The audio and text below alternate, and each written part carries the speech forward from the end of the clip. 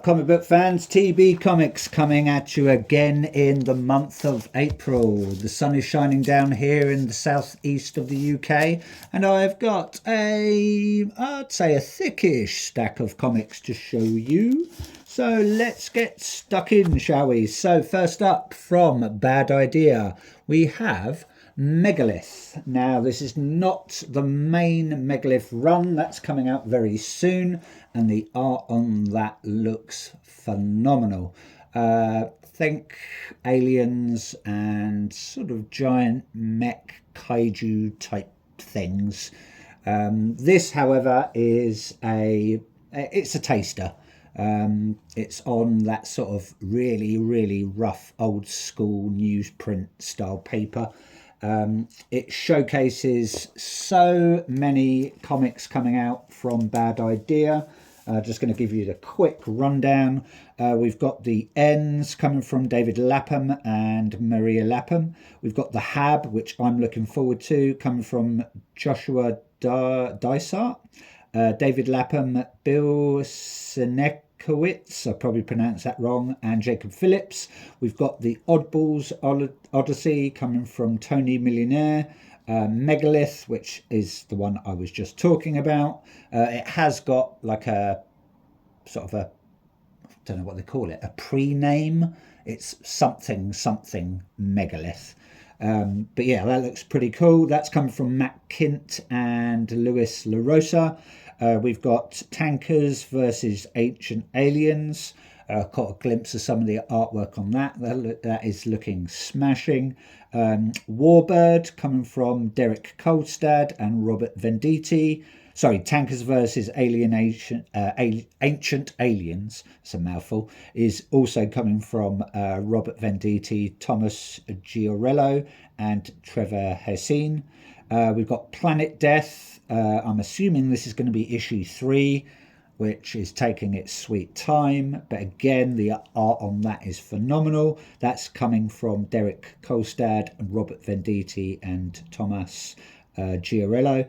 And then we've got Project Goat, which I'm always also looking forward to. That's coming from David Yarovesky, Philip Gillette and Adam Polina. So some really good runs coming, or looks like there's some really good runs coming out from Bad Idea.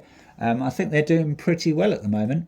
That I don't know who that did that main cover for Megalith. I might actually have it on my notes. Let's have a look. They call it Beyond Megalith Zero, but it's just a taster. That is cover A, coming from Luis LaRosa. So thank you very much, Luis LaRosa. And thank you very much, Bad Idea. Can't wait to see what, all of these new runs going to be like. Moving on, we have EC Comics and Oni Press, Cruel Universe, Volume 2. This is issue number 9. I believe it's coming to a close very soon. I think there's only a couple more after this. Don't quote me on that, but I think I read that. And also Catacomb of Torment. I don't think that's going to be lasting for much longer. But again, I've only sort of got up to about 12. And then I can't find anything beyond that. So I'm going to assume either they're going to take a break or they're going to stop and then maybe release another volume at some point. We've got a lovely front cover there coming from Tom Fowler. That is cover B. Do love Tom's artwork, very detailed, very animated. Just always tells a nice little story on the front cover. As always, it is Bizarre Tales of Time and Space. I just love these pick up and put down sort of anthology comics. They're short, sweet, and some of them really stick in your brain, even though they're, only a few pages long. They do hit home, some of them. I've just been going through Hello Darkness, same, similar sort of thing. Short stories. There's some really good stories in there, especially the Something is Killing the Children one, which I've mentioned before. I did like that. Anyway, moving on from Oni Press. It's the only one from Oni Press.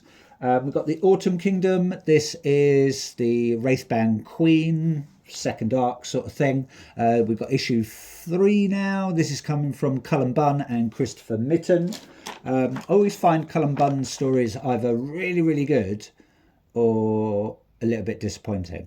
What was it I read of his? I think it was Ghost Law. It's quite a long run as well. It's about 12 issues, and it started off really well, and then for some reason, I don't know, I just sort of, I mean, I read it all and I collected them all, but I just lost interest. But yeah, hey ho. Anyway, that cover there for Autumn Kingdom is coming from Emily Schnell. Yeah, thank you very much, Emily Schnell. That is cover B. I think if it's like the first arc, it's only going to be about 4 issues. I enjoyed it from what I remember. I might have to go back and read the first run before I get cracking on this. Moving on, we have, I don't have many from Image today. Picked up the Ghost Machine Universe Deluxe Edition guidebook. It's not stories, it's more, I had a quick flip through. I believe it's just more sort of giving you information on the big sort of plethora of characters that Ghost Machine are pumping out at the moment. Man, it's absolute fire. The artwork on these is just so good. This is a wraparound variant, and there are 3 different versions coming from the Ghost Machine creators. So I opted for this one. I don't know if it's got some like I don't know if it's like a 70s, 80s, or 90s sort of homage. But yeah, it's pretty. It looks pretty fire. I've looked on the other side as well. It's just more of the same thing with the characters. But yeah, that cover there is coming from. It's cover B, coming from Brian Hitch and Brad Anderson, smashing it as always. So thank you very much, Ghost Machine. Can't wait to see what else you're pumping out soon. Maybe the wrong choice of words there. What you're releasing soon. $1 Trillion Kids looking quite interesting, so I'm definitely going to pick that up. And obviously you've got the rest of the gang, Geiger, Rook Exodus, which is really good. Hyde Street, Sisterhood, Hyde Street Story, Hornsby, Halo, the Rocket Fellas. Yeah, that's just, it's just, you can't go wrong with Ghost Machine. Picked this one up on a whim. Kilroy was, or is here. This is coming from Joe Pruitt and Dalibor Talajic. I probably pronounced that wrong. And we've also got Stepan Bartolik and Joe Martin on this. I only picked it up because it was a Brian Bolland cover. I did want the other black and white Brian Bolland cover, but they didn't have it in my comic shop. So I opted for that one. I just remember reading a very, very short story about Kilroy, and I think it was from Joe Pruitt, in Voices in My Head, I want to say, which was like a one-shot of short stories, and Kilroy was in it. Apparently he's quite a well-known character. Other comic runs have used him before, so I was just quite interested. Had a quick flip through. The art looks pretty solid. So yeah, we'll see. It is a one shot, so even if it doesn't go very far, it'll still be worth a nice little read. Only one from Boom Studios, I think. We've got a nice Something Is Killing the Children cover there. I picked that up because it was on the cheap. I think it's a 1 in 20 variant. It's for issue 42. It's cover F, and it's coming from one of my favourite artists, Jai Lee. So yeah, of course I'm going to grab it. I think I got it at a steal of a price, probably about £4 or £5. So you can't go wrong for a 1 in 20 variant and a nice Jai Lee cover. We've got our nice little Erica Slaughter there, chasing down some weird little imp. Looks like he's stolen her little mascot there. Poor little thing. She'll probably get it back, knowing Erica Slaughter. Moving on to DC. I think all of these are DC now. We've got issue 8 of Batman, or Batman 2 as some people like to call it. That cover there is more than likely that is the main cover. That is come from Jorge Jimenez, or George Jimenez, as some people pronounce it. It's cover A. Not sure. I'm assuming that's going to be Poison Ivy.